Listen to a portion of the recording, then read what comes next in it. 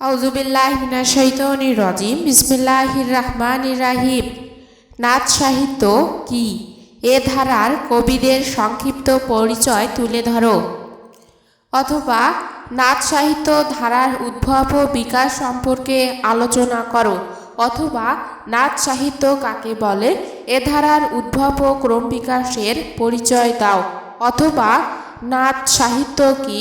মধ্যযুগে রচিত নাচ সাহিত্যের একটি সংক্ষিপ্ত পরিচয় দাও। ভূমিকা। মধ্যযুগের উত্তর ভূমিকা।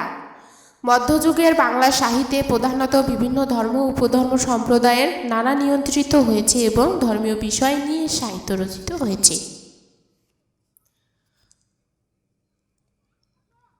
নাচ সাহিত্য সৃষ্টির পেছনেও তা কাজ করেছে।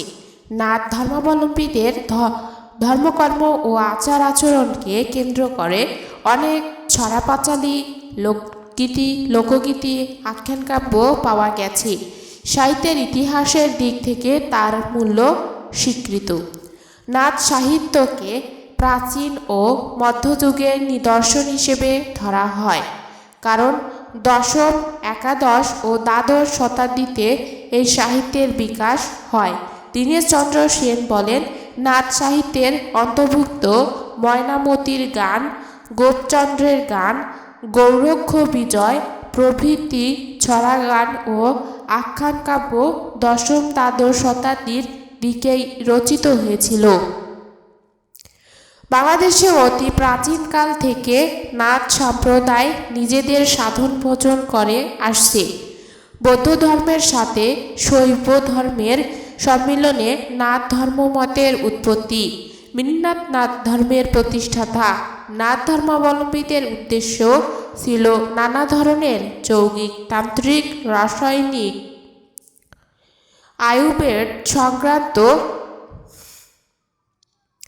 বিষবিদ্যার সাহায্যে জড় দেহকে পরিশুদ্ধ বা অপরিপক্ক করে তার সাহায্যে মোক্ষ মুক্তি নির্বাণ লাভ করা। এরা জড় দেহকে মুক্তির বাধা না বলে সোপান হিসেবে গুরুত্ব দিয়েছিলেন। এদের সাধনার দার্শনিক ভিত্তি পতঞ্জলির যোগদর্শন, তাই এরা যোগী সম্প্রদায় বলে পরিচিত। নাথ ধর্মাবলম্বীদের আদি গুরু শিব, তাই শিব হল আদিনাথ। তার শিষ্য মৃন্নাথ বা মহৎসেন্দ্রনাথ, মৃন্নাথের শিষ্য গোরক্ষনাথ। দশম একাদশ শতকের মধ্যে শ্রেষ্ঠ নাথাচার্যদের আবির্ভাব ঘটে এবং এই সময়েই নাথ ধর্ম বিকাশের সর্বশ্রেষ্ঠ যুগ হিসেবে চিহ্নিত। অর্থাৎ দশম একাদশ শতকে নাথ ধর্মের শ্রেষ্ঠ যুগেই সম্ভবত নাথ সাহিত্যের বিকাশ হয়। নাথ সিদ্ধাচার্যদের জীবদ্দশাতে না হলেও তাদের অববেহিত পরে ও এর সাহিত্যের সৃষ্টি হয়েছে বলে অনুমান করা হয়। মনে করা হয় চর্যাপদের সমসাময়িক কালে নাথ সাহিত্যের সৃষ্টি। চর্যাপদ লিখিত ছিল বলে তাতে ভাষার প্রাচীন রূপ প্রত্যক্ষ করা যায়, কিন্তু নাথ সাহিত্য সৃষ্টির পর মুখে মুখে প্রচলিত ছিল এবং লিখিত রূপ লাভ করেছে বহু পরে। ডক্টর আহমদ শরীফ মন্তব্য করেন, অষ্টাদশ শতকে কায়া সাধনার রূপক কাহিনী মুখে মুখে চালু ছিল। নাথ ধর্মের সম্প্রদায়ের কারণে নাথ সাহিত্যের যেসব নিদর্শন সৃষ্টি হয়েছিল তার কোনো অস্তিত্বই আবিষ্কৃত হয়নি। স্যার জর্জ আব্রাহাম গ্রিয়ারসন 1851 থেকে 1941 সালে উত্তরবঙ্গের কৃষকদের মুখ থেকে নাথ সাহিত্যের যে কাহিনী সংগ্রহ করেছেন তার ভাষা অর্বাচীন কালের। অবশ্য ডক্টর দীনেশচন্দ্র সেন ময়নামতির গানের ভাষা পূর্ববর্তী যুগের প্রাকৃত প্রধান বাংলা বলেছেন। কিন্তু ভাষাতত্ত্বের বৈশিষ্ট্য বিবেচনা করলে এগুলোকে সৌদি আদি যুগে সৃষ্টি হলেও মুখে মুখে গীত হয়ে তা আধুনিক কালে চলে এসেছে, তাই এর ভাষার প্রাচীনত্বের নিদর্শন বর্তমান নেই। মৌখিকভাবে প্রচলিত নাচ সাহিত্যের ভাষা আঞ্চলিক ও আধুনিকতার পরিচয় বাহক। তবে সাহিত্যে বিধৃত কাহিনীর মধ্যে হাজার বছর আগেকার জীবন চেতনা, জীবনমাত্রা, সমাজ ও সংস্কৃতির বেশ কিছু নিদর্শন ও আভাস লক্ষ্য করা যায়। তাই কেউ কেউ বিষয়বস্তুর প্রাচীনতার জন্য নাচ সাহিত্যকে আদিযুগের, আবার কেউ কেউ ভাষার অর্বাচীনতার জন্য তাকে মধ্যযুগের অন্তর্গত বলে বিবেচনা করেন। সাধারণত নাথ ধর্মের সাধনতত্ত্ব ও প্রাসঙ্গিক গল্পকাহিনী নাচ সাহিত্যে বিধৃত হয়েছিল, কিন্তু পরবর্তীকালে এর বিশেষ সাম্প্রদায়িক বৈশিষ্ট্য দূর হয়ে যায় এবং জাতি, ধর্ম, বর্ণ নির্বিশেষে সকলের কাছে সমাদৃত হয়। নাচ সাহিত্য প্রকৃতপক্ষে গীতিকা বা ব্যালড হিসেবে প্রচলিত।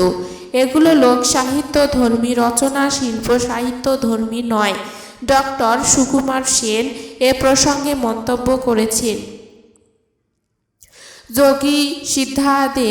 যোগী সিদ্ধাদের পুরাণ কথা সাম্প্রদায়িক গণ্ডির মধ্যে আবদ্ধ থাকায় তা কখনোই পূর্ণ পাঁচালী কাব্যের আকার পায় নাই।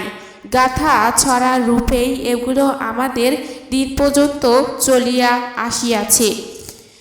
নাথ গীতিকার উপকরণ ও ভাষার ক্ষেত্রে রয়েছে নিজস্ব বৈশিষ্ট্য। চিরপরিচিত বঙ্গকুটির মেয়েলি ছড়া, প্রাচীন প্রবাদ কাব্য এই সমস্ত গাথার প্রাণস্বরূপ এবং এতে বঙ্গীয় কাব্যশ্রী সামান্য বসন পরিহিতা বঙ্গীয় পুরশ্রী মতোই অনাড়ম্বরভাবে আমাদেরকে দর্শন দিয়েছেন।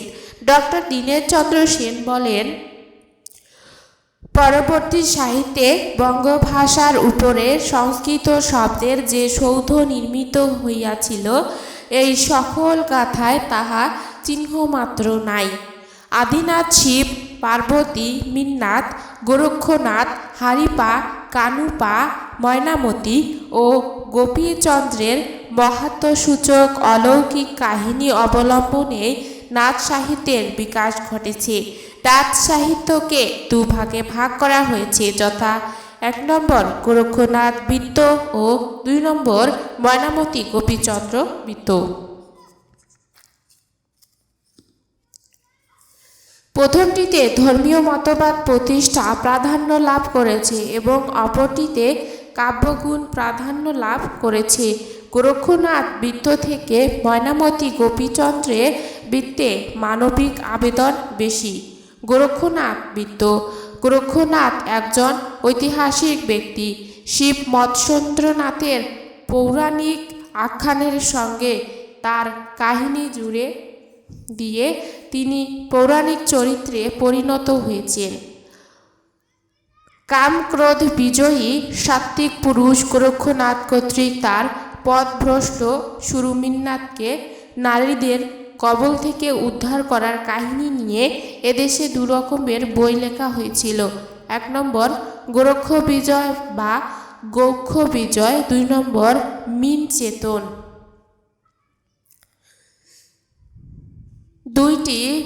দুটির বিষয় একই। গোরক্ষনাথের বিজয় কাহিনী বা গুরুমিন্নাথকে চেতন করা অর্থাৎ উদ্ধারের গল্পই পুঁথি দুখানিতে বর্ণিত হয়েছে। এই দুখানির পুঁথিতে একদিকে সন্ন্যাসী গোরক্ষনাথের মায়ামোহ বর্জিত নিষ্পৃহ বৈরাগী মন এবং কর্তব্য কর্মে অবিচল নিষ্ঠা, অপরদিকে মিন্নাথের সাংসারিক মায়ামুগ্ধ বিড়ম্বিত চরিত্রটি সুপরিকল্পিতভাবে ফুটে উঠেছে। দেহের উপর আত্মার জয় ঘোষণা করা নাথপন্থী যোগী কবিদের প্রধান উদ্দেশ্য। এই আদর্শটি গোরক্ষ বিজয় মিনচেতনে ব্যাখ্যাতেও হয়েছে। এ পর্যন্ত গোরক্ষনাথ মিন্নাথের কাহিনী অবলম্বনে 3খানি পুঁথি ছাপা হয়েছে। 1 নম্বর হচ্ছে শ্যামদাস সেনের মিনচেতন 1915 সালে। 2 নম্বর হচ্ছে শেখ ফয়জুল্লাহর গোরক্ষ বিজয় 1917 সালে। 3 নম্বর হচ্ছে ভীমসেনের গোক্ষ বিজয় 1941 সালে। ময়নামতি গোপীচন্দ্র বৃত্ত বাংলাদেশের কোনো কোনো অঞ্চলে বিশেষত উত্তরবঙ্গের কৃষক সমাজে রাজা গোপীচন্দ্র ও তার মাতা রানী ময়নামতির সম্বন্ধে অনেক অলৌকিক কাহিনী ছড়া পাঁচালী আকারে তখনও প্রচলিত আছে। কারো কারো মতে উৎপত্তি স্থান হচ্ছে বাংলাদেশ, আর এদেশ থেকেই কাহিনীটি অন্যান্য প্রদেশে বিস্তার লাভ করে। কাহিনীটি নাথ সম্প্রদায়েরই অন্তর্ভুক্ত। ময়নামতি গোপীচন্দ্র পাঁচালীর মূল বিষয় ছিল রাজা গোপীচন্দ্রের সন্ন্যাস বিষয়ক করুণ কাহিনী। তাই পুঁথিটির কাহিনী নাথ ধর্মমতের অধিকতর অনুরাগী, কারণ যোগমার্গ অবলম্বন করে সন্ন্যাস গ্রহণ এবং তার দ্বারা মোক্ষ লাভ হল নাথ ধর্ম সাধনার মূল কথা। এই কাহিনীটি মূলত লোকসাহিত্যের অন্তর্ভুক্ত। লোকমুখে শ্রুতছড়া পাঁচালী তার প্রমাণ। তারপরেও ধর্মতাত্ত্বিক ব্যাখ্যা বর্ণজ্ঞানহীন লোককবিরা বেশ তীক্ষ্ণ বুদ্ধির পরিচয় দিয়েছেন। উপসংহার: পরিশেষে বলা যায় যে বিবর্তনের মাধ্যমে নাথ সাহিত্যের ধারার উদ্ভব ও বিকাশ হয়। নাথ সাহিত্যের বিকাশে বাংলা সাহিত্য এক নতুন দিগন্তের উন্মেষ হয়েছে।